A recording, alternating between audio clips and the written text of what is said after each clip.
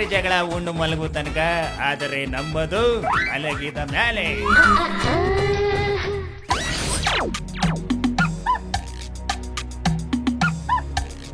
ನಾಳೆ ಮಹಾಶಿವರಾತ್ರಿ. ನಾನು ಮದುವೆ ಆಗಿ 20 ವರ್ಷ ಕಳೆದವೆ.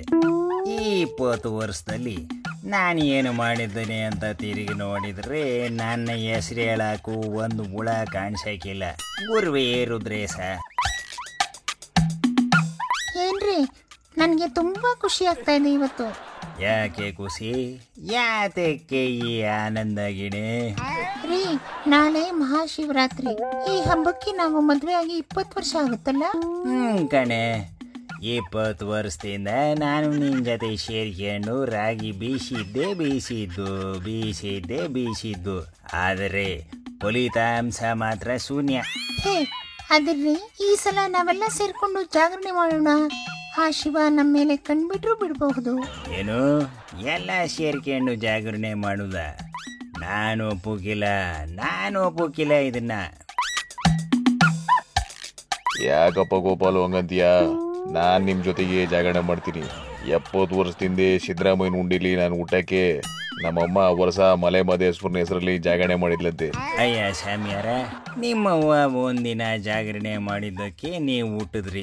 ಆದ್ರೆ ನಾನು ವರ್ಷದಲ್ಲಿ ಅರ್ಧ ಜಾಗರಣೆ ಮಾಡಿದ್ರು ನಿಮ್ಮಂತದಿರ್ಲಿ. ಕುಮಾರಸ್ವಾಮಿ ಅಂತದ್ದು ನಂಗೆ ಒಂದು ಹುಟ್ಲಿಲ್ವೇ ಅನ್ನೋದೇ ಬೇಸರ ಆಗೋರು. ಯೋ, ಏನಯ್ಯ ನೀನು ಹೇಳೋದು? ನಂಗಿಂತ ಕುಮಾರಸ್ವಾಮಿ ಬೆಸ್ಟೇನಯ್ಯ. ಪಾಪ ಮಾಡ್ಕೋಬೇಡಿ ಶಿವ, ನಾನು ಹೇಳಿದ್ದು ಹಂಗಲ್ಲ.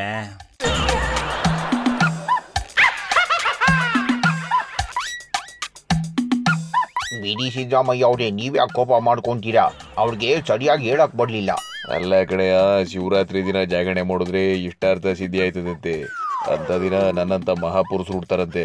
ಗೊತ್ತದನೆಯ ನಿಂಗೆ? ಗೋಪಾಲ್ ಅವ್ರೆ, ಗಿನಿ ಅವ್ರೆ, ಅದೇನಾಗುತ್ತೋ ನನಗಂತೂ ಗೊತ್ತಿಲ್ಲ.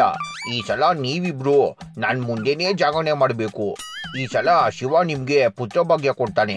ಸಿದ್ದರಾಮಯ್ಯನವ್ರ ತರ ಅಲ್ಲಿದ್ರು ನನ್ನಂತ ಇಂಟೆಲಿಜೆಂಟ್ ನಾನ್ಸ ಮಗ ಹುಟ್ತಾನೆ. ಶಿವನೇ ಚನ್ನಬಸವ, ಈ ಸಲ ಇಂಥ ವರ ಮಾತ್ರ ಕೊಡಬೇಡಪ್ಪ.